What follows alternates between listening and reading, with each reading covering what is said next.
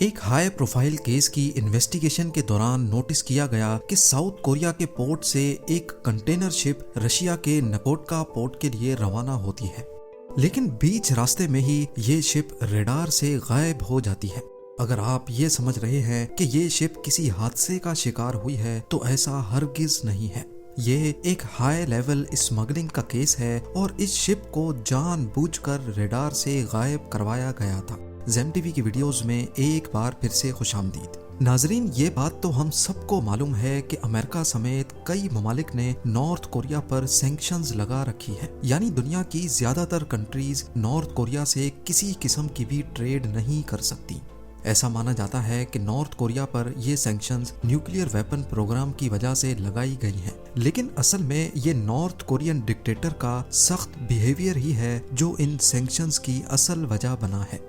Kim Jong Un north Korean president हैं, लेकिन ये अपनी जिंदगी बादशाहों की तरह गुजारते हैं। स्विस वॉचेस से लेकर प्राइवेट यॉट्स तक ऐसी कोई चीज नहीं है जो इनके पास ना हो। किम जोंग को वो तमाम लग्जरीज पसंद हैं जिनको वो यूएन की तरफ से लगाई गई सैंक्शंस की वजह से किसी भी कंट्री से इंपोर्ट नहीं कर सकते, लेकिन फिर भी नॉर्थ कोरियन डिक्टेटर के पास black Rolls Royce, Maybach S62 और मेबैक S600 पुलमैन गार्ड जैसी गाड़ियां मौजूद हैं। ये सब कोई मामूली लग्जरी कार्स नहीं हैं। इनमें बुलेट और बॉम्ब प्रूफिंग के साथ साथ वो तमाम फैसिलिटीज मौजूद हैं जो कि किसी प्रेसिडेंट की गाड़ी में होनी चाहिए। लेकिन सवाल ये है कि यूनाइटेड नेशंस की सैंक्शंस के बावजूद नॉर्थ कोरिया ये तमाम लग्जरी आइटम्स कैसे इंपोर्ट करता है, और वो कौन सी कंपनीज हैं जो कि एक सैंक्शन कंट्री को गाड़ी सेल करने की हिम्मत करती हैं। यूएन एक्सपर्ट्स और इन्वेस्टिगेटिव एजेंसी C4 एड्स की एक रिपोर्ट में बताया गया है कि नॉर्थ कोरिया बहुत ही ताकतवर स्मगलिंग नेटवर्क्स का इस्तेमाल करता है।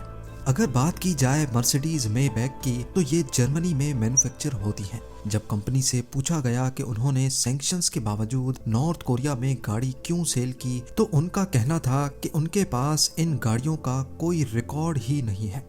मर्सिडीज के मैनेजर्स खुद परेशान थे कि उनकी top of the line luxury गाड़ियां नॉर्थ कोरिया पहुंची तो आखिर कैसे। इस मिस्ट्री के बॉटम तक जाने के लिए कई सालों तक इन्वेस्टिगेशन चलती रही। फिर आखिरकार एक दिन ये भांडा फूट ही गया। आइए देखते हैं मर्सिडीज मेबैक को यूरोप से नॉर्थ कोरिया कैसे स्मगल किया गया। गाड़ियों का सफर नीदरलैंड्स के रॉटरडैम से शुरू हुआ। रिकॉर्ड्स में देखा गया कि दोनों गाड़ियां अलग अलग सील्ड कंटेनर्स में बंद होकर पोर्ट पे आई थी।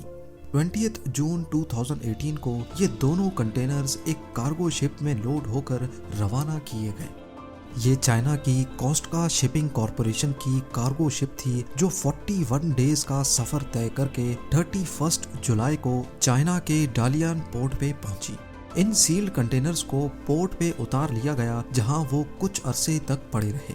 26 अगस्त को यानी ऑफलोड होने के 26 दिनों के बाद इन दोनों कंटेनर्स को एक दूसरी शिप में लोड करके जापान के ओसाका पोर्ट पे भेज दिया गया, और फिर यहाँ से इनको एक और वेसल में लोड करके पुसान, जो कि साउथ कोरिया का एक पोर्ट है, वहाँ भेज दिया गया। यहाँ तक सब कुछ क्लियर था और इसमें कुछ भी गड़बड़ नहीं थी। लेकिन इसके बाद मामला गड़बड़ होता गया। साउथ कोरिया से इन कंटेनर्स को एक और शिप में लोड किया गया जिसका नाम था DN5505। 1 अक्टूबर को DN5505 ये दोनों कंटेनर समेत साउथ कोरिया से निकलकर रशिया के नकोटका पोर्ट के लिए रवाना होती है। ये सफर करीब 5 दिनों का था, लेकिन दूसरे ही दिन बीच रास्ते में शिप अचानक रडार से गायब हो गई। रिकॉर्ड में देखा गया कि 18 दिनों के बाद DN5505 दोबारा से रडार पे शो होती है, लेकिन अब वो रशिया से वापस साउथ कोरिया आ रही थी। इस बार इसमें कंटेनर्स नहीं बल्कि 2500 टन कोयला लोड हो रखा था।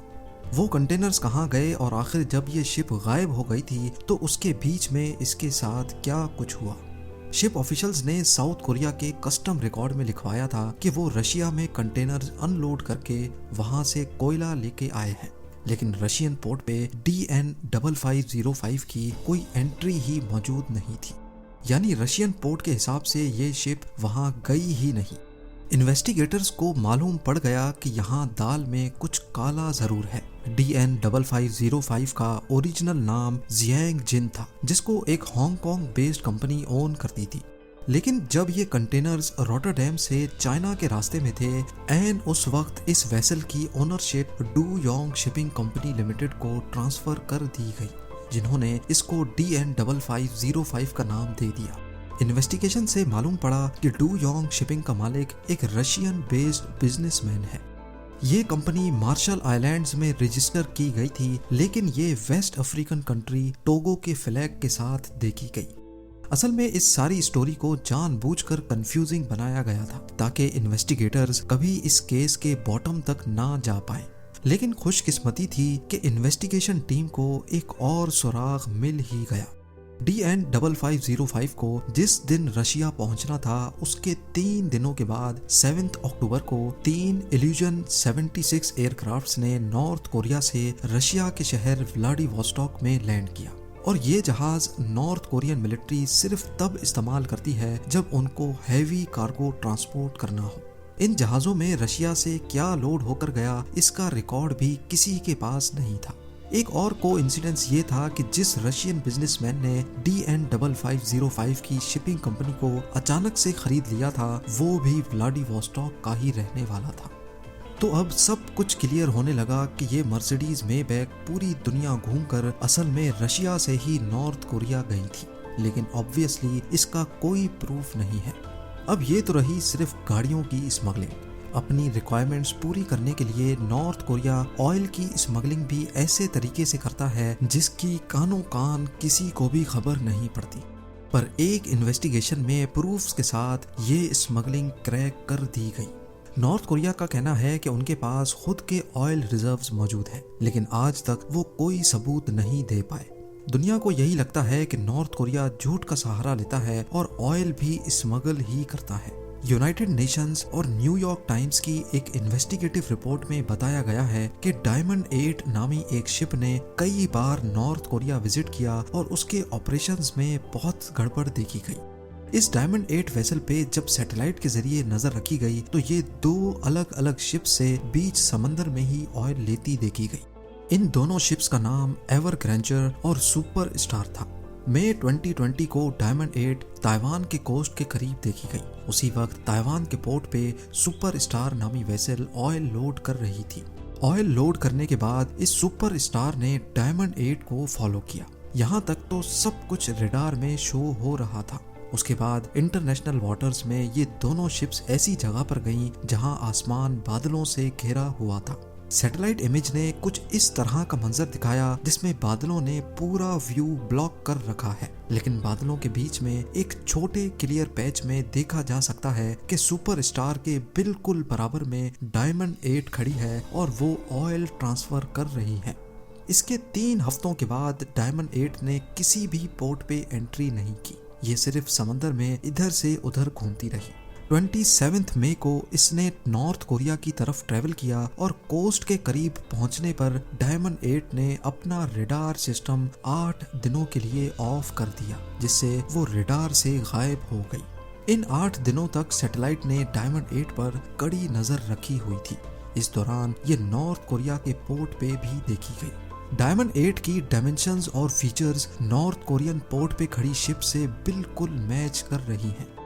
ये कोई पहली बार नहीं था, बल्कि 2020 में 4 मरतबा डायमंड 8 को नॉर्थ कोरिया जाते देखा गया है, जिसमें कभी वो सुपर स्टार से ऑयल लेती तो कभी एवर ग्रैंचो से।